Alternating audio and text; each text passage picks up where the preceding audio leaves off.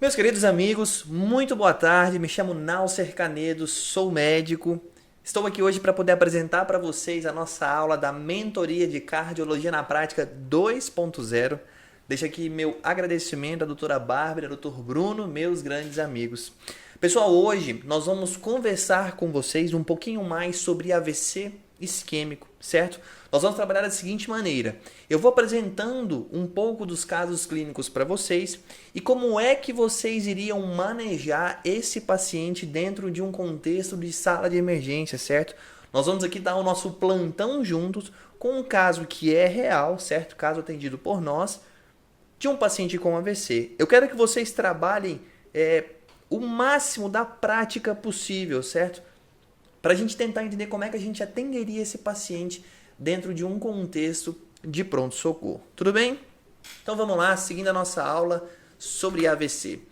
Pessoal, você está de plantão no pronto-socorro e chega para nós o senhor Naucer Canedo, certo? De 50 anos, trazido pela família com o relato de que perdeu a força do lado direito do corpo e está com a fala embolada.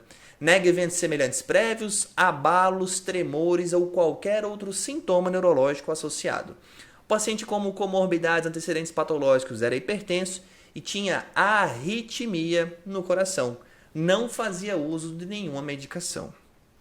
Então, 50 anos, perdeu a força do lado direito do corpo, a fala está embolada, paciente portador de arritmia. Vão trabalhando aí as hipóteses que vocês geram só com esse caso clínico básico. E aí eu pergunto para vocês, qual é a conduta mais correta neste momento? Toda vez que a gente pergunta qual é a conduta mais correta, né, sempre fica aquela, poxa, tem mais de uma certa. Mas pensem vocês que vocês são os plantonistas e como é que vocês iam lidar com esse caso no pronto-socorro, certo? Então, letra A, alteplase, 0,9 mg em bolos, nitroprussiato e TC de crânio agora, monitor oxigênio, veia, glicemia e alteplase, e por último, monitor oxigênio, veia, glicemia e exame neurológico. Parece um pouco óbvio, certo? Mas nem sempre é. E o que eu quero trazer para vocês é que toda vez que a gente for atender um caso de um paciente neurológico no pronto-socorro, existe uma sequência de etapas que a gente precisa passar antes da gente sair correndo para fazer uma tomografia. Essa sequência de passos precisa ser respeitada. Sabe por quê? Olha para mim. Muitas vezes eu já peguei no pronto-socorro, atendendo no dia a dia, casos de pacientes em que o paciente neurológico chega no pronto-socorro e a primeira conduta que é tomada é tomografia de crânio. Ah, neurológico, tomografia. E nem sempre é assim. Na verdade, não deve ser assim, certo? Existe uma sequência lógica que a gente precisa respeitar, que envolve anamnese, monitor, oxigênio, veia e glicemia capilar. Dentro da neuro, regrinha para vocês. Uma glicemia capilar e um tomo de crânio não se nega a ninguém, tudo bem? Glicemia capilar, exame neurológico voltado para o paciente com déficit neurológico agudo, tudo bem? E aí sim, tomografia de crânio. Então percebam que a gente coletou uma história, a gente estabilizou o nosso paciente, a gente examinou o nosso paciente e só então a gente levou o nosso paciente para tomografia de crânio, certo? Monitor oxigênio, veia e glicemia, a doutora Bárbara e o doutor Bruno já conversam com vocês muito sobre isso. Não vai ser o foco da nossa aula, salvo lá na frente. O que eu quero que vocês tenham em mente é anamnese, exame neurológico e tomografia de crânio.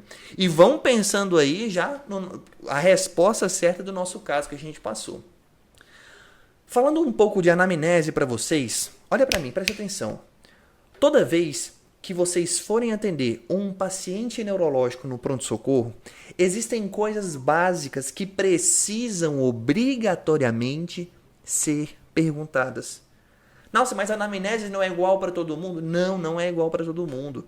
O paciente neurológico, muito menos. Existem detalhes da anamnese que vocês precisam buscar para conseguir fazer um manejo mais adequado desse paciente. E aí o que eu trago para vocês é: primeira coisa, tempo de início de sintomas. Para você definir o tratamento de um paciente com AVC, você precisa saber há quanto tempo esse déficit começou. Porque se ele tiver determinado tempo, seu plano terapêutico é um. Se ele tiver outro X tempo, seu plano terapêutico é absolutamente diferente, certo? Então, tempo de início de sintomas. Se você não tem a datação do tempo de início de sintomas, qual foi a hora que esse paciente foi visto bem pela última vez? O paciente acordou com os sintomas. Eu não sei que horas isso começou. Tudo bem. Que horas ele foi visto bem pela última vez? Ah, ele foi dormir 10 horas da noite e não estava com nenhum sintoma. 10 horas é a hora zero para nós. Tudo bem? Então, isso é extremamente importante. Qual é o déficit que o paciente tem? Às vezes a família vai trazer para você, doutor, ele ficou com a boca torta, porque isso é o que mais salta aos olhos. Mas o paciente às vezes tem uma síndrome de linguagem que não foi avaliada, a família nem consegue fazer isso. O paciente tem um déficit sensitivo, o paciente tem um déficit motor, o paciente tem negligência. Diante de que nós estamos? Então a gente tem que tentar buscar isso aí, certo? Em qual contexto os sintomas se iniciaram? Isso também é extremamente importante, porque a depender de como foi, os sintomas começaram, o paciente estava dormindo. Os sintomas começaram, o paciente estava fazendo força. Os sintomas começaram depois que o paciente levou um trauma na cabeça. Isso muda a nossa interpretação clínica do caso, tudo bem? Quais são as patologias prévias? E aí, no nosso caso, o paciente era portador de arritmia do coração. Pessoal, fibrilação atrial é um grande marcador para o paciente com déficit neurológico agudo. Sugere para nós muito um AVC isquêmico. O paciente tem câncer, o paciente tem um tumor na cabeça, o paciente já tem epilepsia prévia. Então, buscar dados neurológicos. Medicações de uso contínuo, por motivos óbvios. Doutor, eu tenho uma arritmia no coração e tomo varfarina. Doutor, eu já tomo AS. Doutor, eu tomo anticoagulante porque eu tenho uma válvula metálica no meu coração. Isso são detalhes importantes. Qual é a funcionalidade do paciente? Toda vez que a gente fala em funcionalidade dentro da neurologia, eu falo para vocês escala de Rankin, tá? Escala de Rankin modificada. Tem ela muito fácil, muito acessível no Google. Se vocês derem um Google aí, vocês vão achar. E possíveis contraindicações. A trombólise, eu coloquei um asterisco aqui porque depende do tempo que o paciente chegou no pronto-socorro. Chegou com, 2 dias do início dos sintomas. Não vai trombolizar mais, tudo bem? Aqui não há dúvidas. Chegou com 3 horas do início dos sintomas. Você já vai buscar algumas contraindicações. Tem tumor na cabeça, tem histórico de sangramento do trato gastrointestinal, teve alguma grande cirurgia recente, teve um TCE. Coisas básicas que a gente consegue preencher aí nesses fluxogramas. Tem muito isso em aplicativo de telefone. Ajuda bastante a gente a não esquecer nada na hora de trombolizar um paciente. Tudo bem? Então, isso é anamnese. Isso tem que ter. Não tem como a gente responder nenhuma daquelas coisas da nossa primeiro quiz ali de perguntas se eu não souber pelo menos o básico disso aqui. Como é que eu vou fazer a alteplase se eu não sei se tem contraindicação e muito menos o tempo de início de sintomas? Tudo bem? É meio básico, pessoal, mas eu já vi várias vezes isso no pronto-socorro e o pessoal simplesmente passando por cima. Déficit neurológico, tomografia, chama o neuro. E não é assim. Tudo bem? Seguindo, pessoal, exame neurológico. Eu vou dar para vocês um bônus de uma aula só de exame neurológico do paciente com AVC. Mas só para vocês saberem, o NIH, que é o National Institutes of Health, ele foi iniciado ali a introdução em 1983. Mas ele é basicamente composto de 11 itens e para cada item que o paciente perde um ponto, que o paciente ganha ponto, a gente vai somando. Tem muitos aplicativos de telefone que ajudam a gente a fazer isso aí, mas eu vou dar uma aula à parte para vocês só de exame neurológico. Mas saibam disso aqui. Saibam também que tem a versão brasileira do NIH. E aí fica muito mais simples, certo? Então vamos lá, baseado no que eu falei para vocês de anamnese, de estabilização clínica, de exame neurológico e de depois levar um paciente para a tomografia de crânio, pergunta que não quer calar. Qual é a conduta mais adequada neste momento? E aí a gente, obviamente, salta aos olhos que seria a letra D. Monitor, oxigênio, veia, glicemia, exame neurológico. Depois a gente vai para a tomo de crânio. E aí a pergunta que eu faço para vocês neste momento. Qual é o objetivo da tomografia de crânio neste momento inicial? Para que serve uma tomografia de crânio para um paciente que chega para você com déficit neurológico agudo? Segredo, olha para mim. Ela serve basicamente para uma coisa. Vou te dar a alternativa. Letra A, excluir sangramentos. Letra B, excluir sangramentos. Letra C, excluir sangramentos. Letra D, excluir sangramentos. Pessoal, a tomo de crânio, ela serve basicamente para a exclusão de sangramentos na fase aguda. Eu não quero ver isquemia definida. Eu não quero ver uma hipodensidade lá. Eu quero ver se tem sangue ou se não tem sangue. Sabe por quê? Porque se o seu paciente tiver um déficit neurológico, mas ele tiver uma imagem normal, isso é um AVC. O AVC simplesmente não apareceu ainda na tomo, mas isso é um AVC. Eu preciso reforçar isso porque, olha para mim, já peguei casos de pacientes com déficit neurológico, NIH de 15 pontos, o NIH até é razoável. A tomografia normal e o paciente recebeu alta. O paciente recebeu alta com NIH de 15 pontos porque a tomo estava normal e o médico afastou AVC. Meu Deus, não podemos. Tudo bem, pessoal? Então o objetivo é excluir sangramentos. Não, qual é o outro objetivo? Por que a gente usa tomo?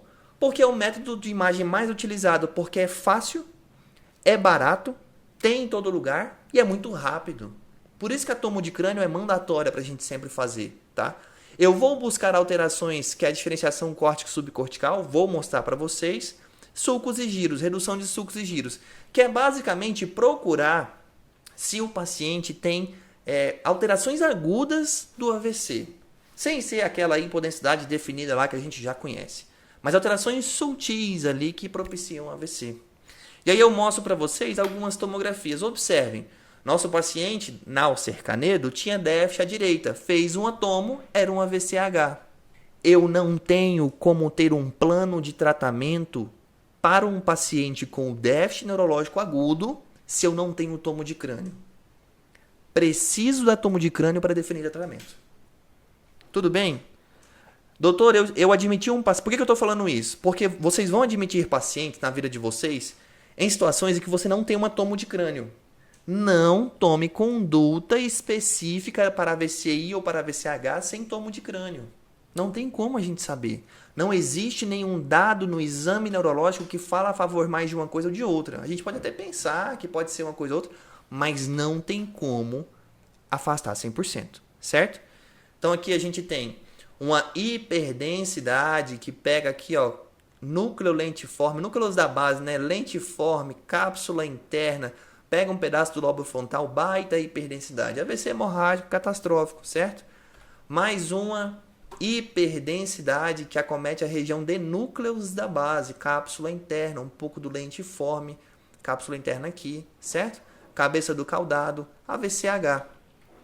Outro AVCH lobar, tudo bem? Na região do lobo frontal aqui para vocês. Mais um AVC hemorrágico que acomete, que sangra exclusivamente aqui, ó, dentro do ventrículo lateral do lado esquerdo. Nauce, mas por que só AVCH você está mostrando? Porque é um diagnóstico diferencial importante. A gente tem que saber. Olha aí, outra hemorragia catastrófica. Predominantemente à esquerda. Agora é o que salta aos olhos. Olha para essa tomografia, pessoal. Presta atenção. Presta atenção. Tá vendo que nesse hemisfério direito a gente tem sulcos de cá. Os sulcos corticais aqui, eles estão preservados. Cadê o sulco do lado esquerdo? Eu não estou conseguindo definir muito bem os sulcos do lado esquerdo, tudo bem? Ó, o que é diferenciação córtico-subcortical? Tá vendo aqui que tem uma faixinha branca, ó, faixinha branca em cima do pontinho vermelho aí, ó, uma faixinha branca.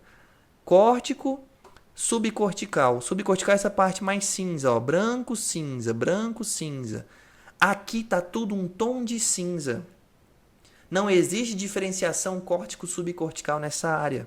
Isso é a fase aguda do AVC. Não é, atenção, olha aqui, não é aquela hipodensidade feia, escura, preta que todo mundo vê. É a diferenciação sutil córtico-subcortical do paciente com AVC na fase aguda. É isso que você vai buscar. Tudo bem? Mais uma hipodensidade definida na região. Esse aqui pega um pouco do lobo temporal e do occipital. Percebe que essa já é bem mais definida, aquela hipodensidade já de aspecto subagudo para crônico. Aqui a gente tem só uma perda de diferenciação córtico-subcortical e redução de sulcos e giros.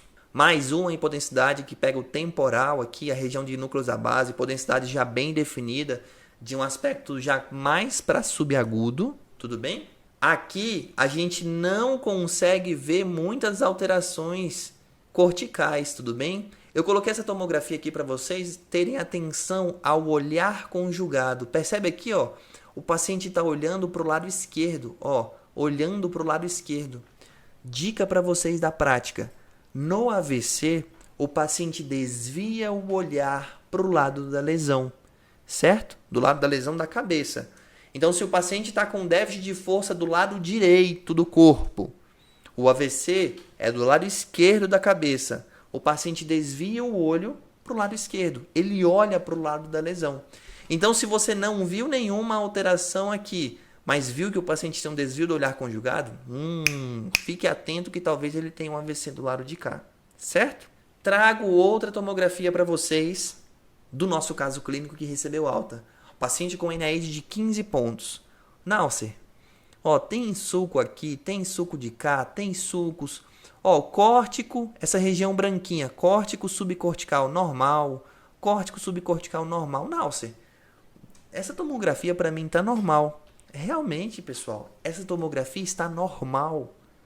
Não dê alta para um paciente com déficit neurológico agudo só porque a toma está normal. Tudo bem? É isso que tem que gritar, isso que tem que saltar os olhos para vocês, certo?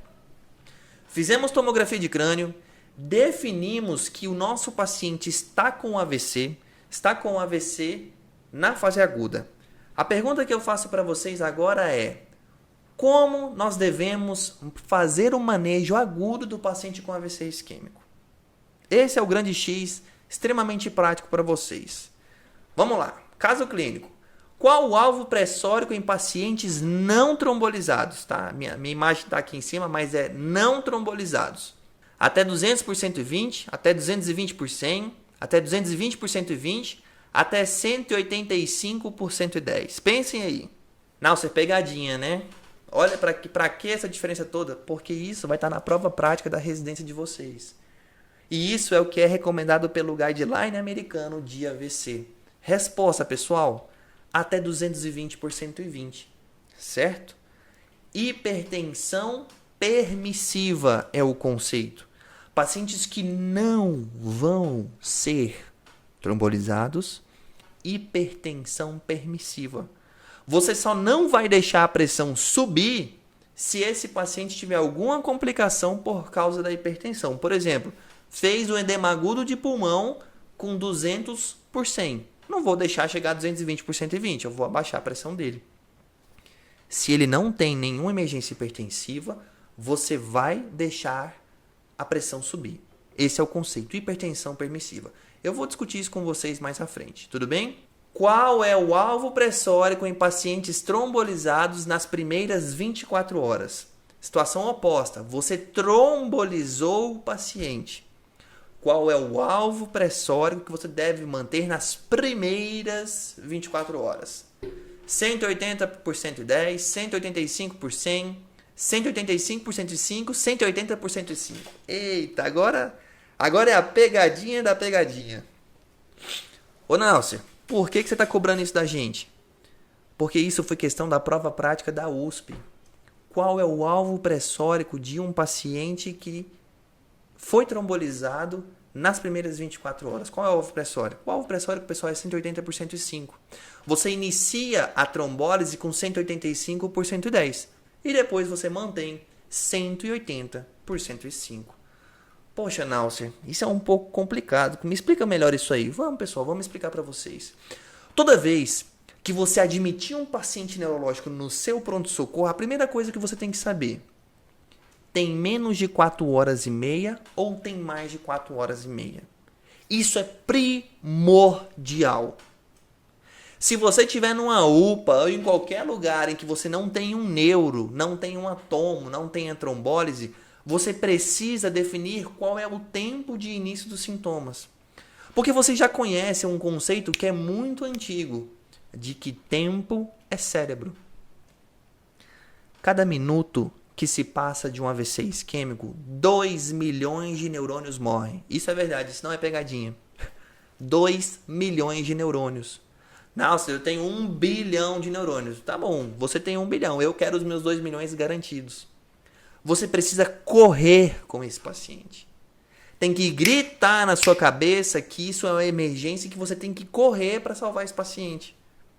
Sabe qual é o grande problema do paciente neurológico no pronto-socorro? Vou contar para vocês. Ele é muito negligenciado. Por que ele é negligenciado? Por o simples motivo de que ele não te incomoda. O paciente neurológico não fala. O paciente neurológico não fica te incomodando. Se você colocar um paciente neurológico, um AVC, no cantinho da sua sala, ele vai ficar no cantinho da sua sala sem falar nada. E vai evoluir de maneira muito ruim, certo? E é por isso que a gente tem que ter em mente que a gente precisa disponibilizar para eles o melhor tratamento possível sempre, certo? E aí eu trago para vocês as terapias que já foram instituídas nos pacientes com AVC desde 1995. Para quem não sabe, a alteplase, pessoal, ela foi liberada pela primeira vez em 1995. Foi feita nos Estados Unidos. No Brasil foi em 2003. E de lá para cá a gente teve uma grande evolução dos tratamentos dos pacientes com AVC isquêmico, que passou pelo wake-up stroke, pacientes que poderiam ser trombolizados quando acordassem, pacientes que foram submetidos a trombectomia mecânica, estudo Resilient do Brasil, Defuse 3, trombectomia até 16 horas, e Down, o último estudo, trombectomia até 24 horas. A evolução do processo foi muito grande ao longo dos anos. É por isso que a gente precisa disponibilizar o melhor tratamento possível para os nossos pacientes com AVC. Quando a gente olha aqui trombectomia, funciona como se fosse um princípio muito parecido com a angioplastia no paciente infartado. Precisa ser feito o mais rápido possível, certo? Então vamos lá. O paciente começou os sintomas há menos de 4 horas e 30 minutos. O que eu tenho que ligar na minha cabeça? Eu preciso fazer alteplase para esse paciente o mais rápido possível. Considerando que nós estamos diante de um AVC isquêmico, tudo bem, pessoal? A alteplase é a medicação que vai modificar a história natural de todo paciente com AVC isquêmico, tudo bem? Não, a alteplase é tão boa assim? NNT, número necessário para tratamento da alteplase, em pacientes que foram trombolizados de 0 a 3 horas, 10. De cada 10 pacientes que você tromboliza, 1 melhora muito os sintomas. Escala de ranking 0 a 1. 0 a 1 é sem incapacidade ou com incapacidade mínima. Quando chega ali de 3 horas a 4 horas e meia, aumenta para 19. E depois de 4 horas e meia a 6, já não tem mais tanto benefício, porque supera o risco de fazer algum efeito colateral grave. Percebam que para cada 40 pacientes que você tromboliza, entre 4 horas e meia e 6 horas, você tem alguma hemorragia intracraniana fatal. E aqui, como o NNT fica 50, fica desproporcional. Você tem muito mais risco do que benefício. Então a gente não tromboliza depois de 4 horas e meia, tudo bem? Salvo algumas condições específicas que não vêm ao caso. Náuser, como eu faço alteplase? Anota, porque isso é extremamente importante. Talvez esse slide é um dos slides mais importantes da nossa aula. Dose 0,9 mg por quilo, certo? 10% em bolos, o restante você infunde em 1 hora. Precisa saber, isso cai em prova de residência todo ano, prova prática de marcar, cai de todo jeito. E você precisa saber para a sua vida prática, certo? Existem algumas condições, olha para mim, presta atenção. Existem algumas condições em que você precisa suspender a alteplase, porque essas condições inferem para você que alguma catástrofe aconteceu. Que catástrofe é essa? Náusea, sangramento intracraniano. Toda vez que você tem um sangramento, toda vez não, pelo menos na maioria das vezes que você tem um sangramento intracraniano, você tem hipertensão intracraniana. E essa hipertensão intracraniana é o que gera sintoma. Quais sintomas? Rebaixamento do nível de consciência, que era do Glasgow em 2 pontos. Piora do NIH em 4 pontos. O paciente evolui com vômitos ou cefaleia. Qualquer um desses sinais que forem apresentados ao exame neurológico ou que você evidenciar, né, no caso da queda do Glasgow, por exemplo, ou vômito de cefaleia, olha para mim. Interrompa imediatamente a trombólise. Interrompe a trombólise e leva esse paciente rápido para uma tomografia. Porque você quer ver aqui se teve ou se não teve sangramento. Tudo bem? Interrompeu a trombólise, leva para tomo. Você repete a tomo, não tem sangramento, reinicia a trombólise. Não sei por que você está falando isso aqui especificamente. Porque isso já foi questão de prova prática. E porque isso acontece na nossa vida real. Trombolizou um paciente, teve essas alterações, repete a tomo. Repetiu a tomo, não tem sangramento, reinicia a trombólise, tudo bem? Critério de reperfusão, critério de que a sua trombólise deu certo. Toda vez que o seu paciente melhorar mais que 4 pontos NaED nas primeiras 24 horas. O paciente chegou para você com um déficit em que o NaED dele era de 20 pontos. No outro dia, você reavaliou o seu paciente e descobriu que o NaED dele era de 10 pontos. Parabéns. Você reperfundiu aquele vaso que estava ocluído.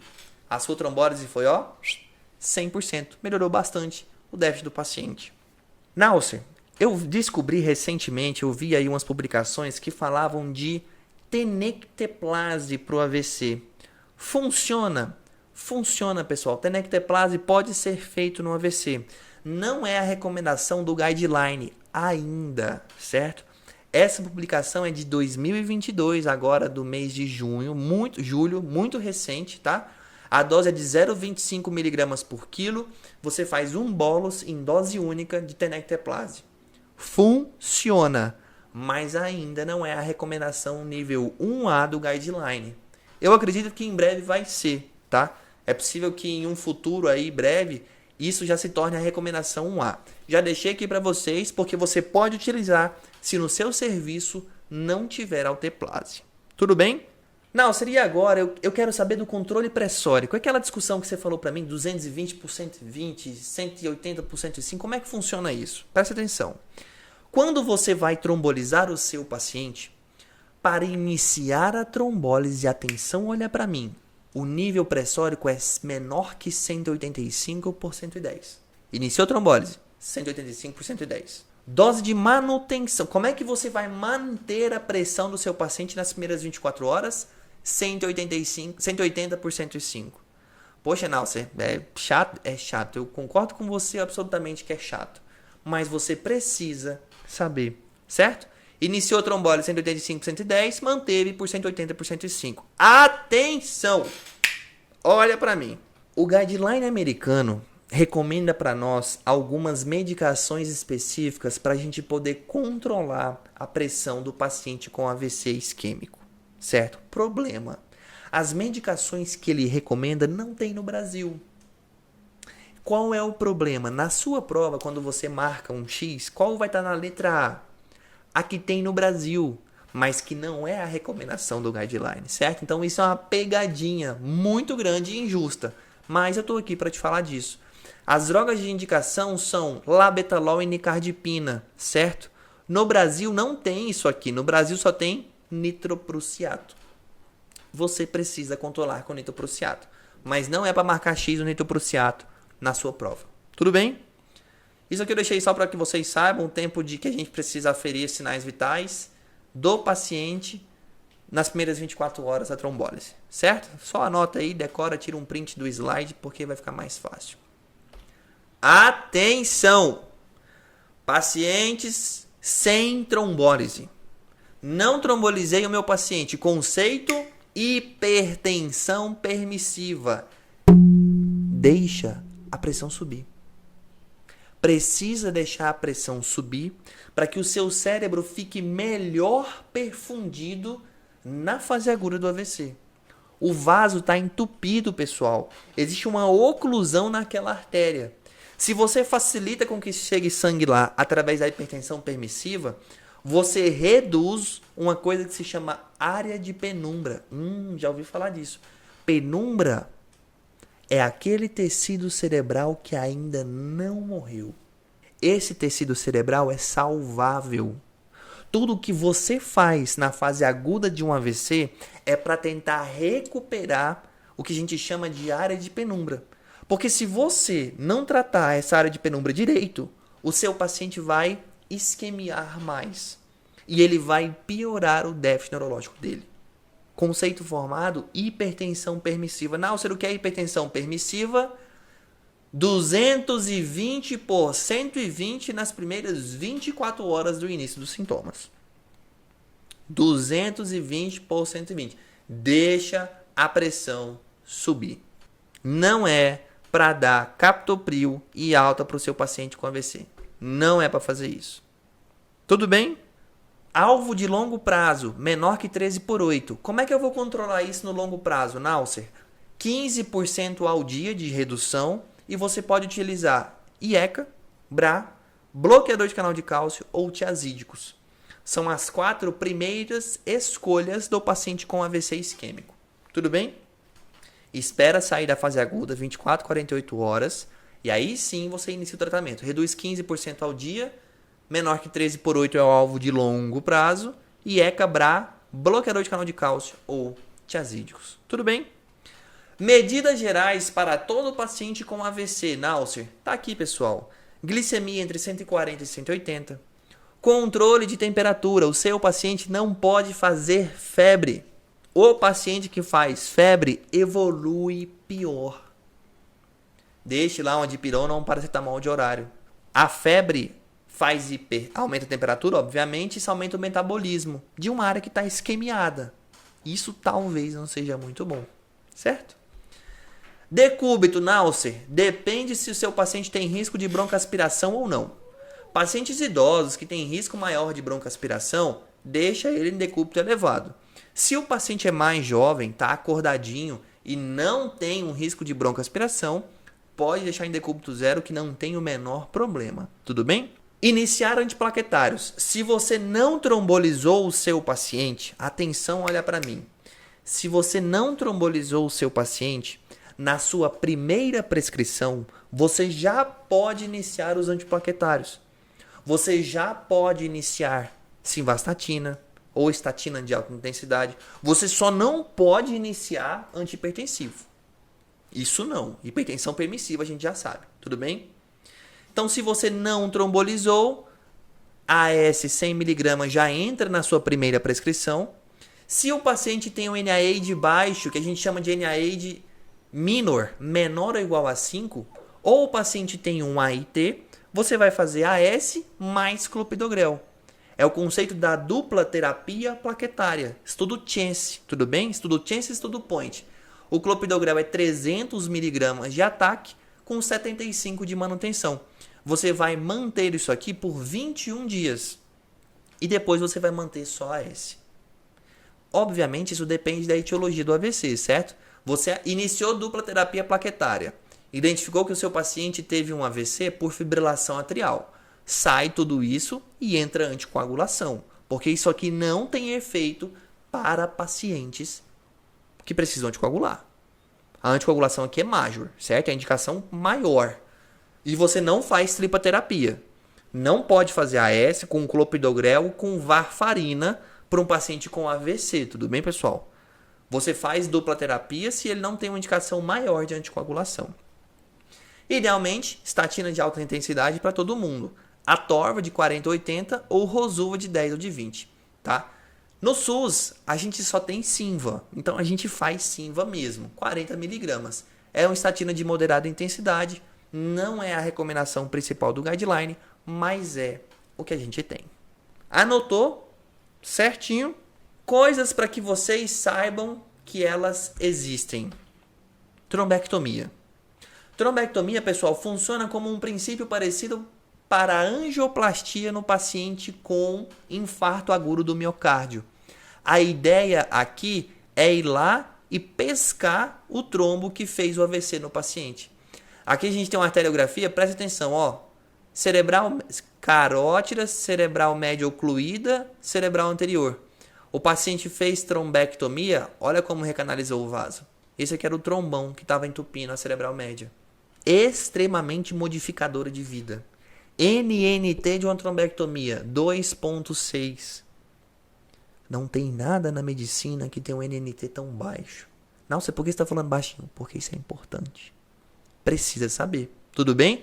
Se há indicação de trombectomia, você precisa encaminhar o seu paciente para um local que faça a bendita da trombectomia, certo? E aí eu trago para vocês, puxando a sardinha para o Brasil, estudo Resilient, publicado no New England. Você precisa só preencher critérios específicos para indicar o seu paciente para trombectomia, certo? Precisa de um recurso que se chama tomografia de perfusão ou ressonância de perfusão, tudo bem? Não é a realidade na grande maioria dos locais do Brasil, mas é uma coisa que a gente precisa estar ciente para saber que, se tiver disponível, a gente precisa indicar, porque ela resolve muito a vida do nosso paciente, certo? Outro conceito que eu trouxe para vocês lá no início da nossa conversa, Wake Up Stroke. Não, seria o que é o Wake Up Stroke? O Wake Up Stroke, pessoal, é aquele paciente que acorda com um déficit neurológico. O paciente dormiu meia-noite, acordou 8 horas da manhã e me plege com a direita. Isso é o Wake Up Stroke, AVC ao acordar. Muito tempo se discutiu dentro da neurologia o que a gente poderia fazer com esse paciente com AVC ao acordar. Porque era meio frustrante, você não conseguia trombolizar o paciente, você tinha dificuldade em levar para trombectomia. Esse estudo, a proposta dele foi fazer ressonância para tentar descobrir se o AVC tinha começado a menos de 4 horas e 30 minutos. Através de um conceito que se chama mismatch flare difusão. Não vou trabalhar a fundo com vocês, é só para que vocês tenham em mente que mismatch flare difusão é o que a gente usa no Wake Up Stroke para a gente pensar em trombolizar os nossos pacientes que acordaram com o déficit neurológico. Eu estou falando isso porque, se você tiver disponível isso no seu serviço, use e indique. Ou, se a sua referência tem essa possibilidade de fazer uma ressonância para o Wake Up Stroke, você deve encaminhar esse paciente para que ele faça o mais rápido possível. Tudo bem? Revisando o nosso caso, alvo pressórico em pacientes não trombolizados. Opa! Alvo pressórico para os pacientes não trombolizados. Agora ficou muito fácil. Até 220 por 120, certo? Alvo pressórico em pacientes trombolizados nas primeiras 24 horas. Trombolizei, fiz a alteplase. Qual é o nível pressórico que eu mantenho nas primeiras 24 horas? Agora você já sabe, 180 por 105. Tudo bem? Pessoal, como é que você vai investigar o AVC do seu Nalcer? Você já sabe manejar, você já sabe que precisa pedir tomografia, você sabe que precisa pegar dados da história da anamnese, você sabe o manejo clínico básico, mas como é que se investiga um AVC? E eu trago para vocês as milhares de possibilidades de investigação. Angiotomo, angiorressonância, Doppler, artério, ecotranstorácico, ecotransesofágico, eletro, Holter. Pessoal, toda vez que vocês têm um AVC, a investigação etiológica desse AVC inclui uma série de exames que buscam nada mais do que achar qual foi a fonte do trombo ou do êmbolo que pode ter ocluído algum vaso da circulação intracraniana ou de vasos da circulação cervical que levam sangue para a cabeça. As principais fontes que a gente tem dos AVCs, elas têm origem cardíaca, por uma fibrilação atrial, por exemplo, ou por alguma acinesia que faz um trombo intracavitário, e isso migra para a circulação sistêmica, né, e aí vai para a cabeça, ou por alguma oclusão intracraniana. E aí os exames que a gente tem disponível para fazer essa investigação são basicamente angiotomografia de crânio cervical, arteriografia, angiorressonância. 90% dos seus casos no hospital você vai resolver com angiotomo. Angiotomo, pessoal, é um exame muito bom. Resolve a grande maioria das coisas que você precisa, certo? Aqui a gente tem uma oclusão de cerebral média direita. Cerebral média esquerda bonitinha, cerebral média direita ocluída. Aqui a arteriografia que a gente deixa reservado para casos de AVCs mais raros. AVCs por vasculites, por exemplo, de sistema nervoso central, tudo bem? Investigação de algum aneurisma, alguma coisa do tipo. Aí você tem toda a árvore aqui da vasculatura cerebral, muito bonito. Aqui, uma ressonância de 7 teslas, uma angiorressonância de 7 teslas, exame covarde que eu digo, porque você consegue ver todos os detalhes possíveis do paciente com AVC, certo? É muito bom, muito bom. Digo para vocês que angiotomo resolve 90% dos casos. Solicitem angiotomo de crânio e cervical, fase arterial, tá? Muito bom, altamente resolutivo. Para a gente estudar o coração, a gente tem alguns exames básicos de investigação. O que eu quero ver? Eu quero ver se tem algum trombo intracardíaco ou se tem alguma arritmia no meu coração, que pode predispor o paciente a fazer fibrilação atrial, certo? E aí eu posso fazer o eco transtorácico ou transesofágico. 90% das vezes, eco transtorácico, tá, pessoal? Eco transesofágico, eu vou deixar reservado para quando eu quero achar FOP. Então, no FOP, eu vou fazer transesofágico. Se não, eu vou fazer transtorácico. Tudo bem? Eletrocardiograma, buscando aí o clássico da formação dos AVCs, que é a fibrilação atrial, preferencialmente Holter. Não, se não tem um Holter no meu serviço, faz eletro. Mas um Holter de 24 horas é padrão ouro de recomendação. Então, se tiver disponível, faça. E existe também, só para título de curiosidades, dispositivos de monitorização prolongada. É tipo um Holter que o paciente fica 3 dias, 7 dias, 1 mês monitorizado para você identificar uma arritmia no coração dele. Tudo bem? Existe, só para que vocês saibam, mas o grosso que a gente vai fazer no nosso dia a dia da prática é ecotranstorácico, eletro ou preferencialmente um Holter. Todos eles tentando buscar alguma arritmia ou alguma malformação, algum trombo, enfim, acinesias, etc. E por último, só para que vocês saibam, exames laboratoriais obrigatórios na investigação de um paciente com AVC. Perfil metabólico, que inclui colesterol total e todas as frações do colesterol, HDL, LDL, enfim, triglicerídeos, e hemoglobina glicada. O alvo de LDL pós-AVC é menor que 70, não é 50 igual na cardio, é 70, tudo bem? E hemoglobina glicada, o alvo é menor que 7%. Isso para aqueles pacientes que são dislipidêmicos e pacientes que são diabéticos, porque a gente precisa tratar essas patologias que aumentam o fator de risco do paciente ter um AVC. Hemograma, eletrólise e função renal, por motivos óbvios, a gente precisa tentar entender o que acontece com o nosso paciente, até para saber indicar ou contraindicar melhor as medicações de longo prazo. E para pacientes que têm um risco maior aí de ter fibrilação atrial, eu posso pedir TSH ou T4 livre também. Não é obrigatório. É só para que pacientes que têm alteração de tireoide, hiper ou hipotireoidismo, eles têm um risco um pouco mais aumentado de ter um AVC. Então a gente pode solicitar isso aí também, certo? Pessoal, era isso que eu queria falar para vocês, conversar um pouco mais sobre AVC com vocês. Aqui é só um plano de fundo do pôr do sol do meu querido Rio Araguaia, lá no estado do Tocantins, onde a gente tem uma fazenda. Espero que vocês tenham gostado bastante da aula, tá? Extremamente prática e direcionada para o dia a dia de vocês. Não se esqueçam de assistir a aula de exame neurológico que eu vou liberar para vocês também, porque ela vai estar muito boa e muito sucinta, coisa prática para você conseguir fazer no seu dia a dia, certo? Espero que vocês tenham gostado e grande abraço.